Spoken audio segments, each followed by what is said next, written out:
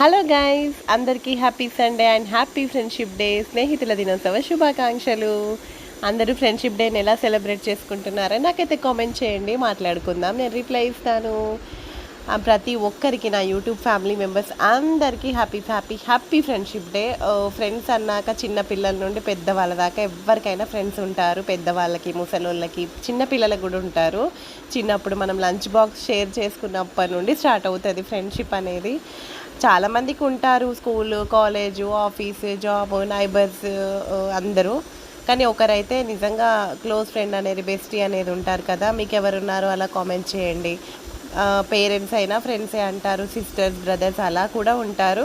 కొన్ని చెప్పుకోవాల్సినవి ఫ్రెండ్స్కి చెప్పుకుంటారు కదా. ఎవరైనా షేర్ చేసుకునేది పేరెంట్స్కి షేర్ చేసుకునేవి కొన్ని ఫ్రెండ్స్కి షేర్ చేసుకుంటారు. అలాంటి బెస్టీస్ అయితే మీ లైఫ్లో ఎవరున్నారో నాకైతే తప్పకుండా కామెంట్ చేయండి.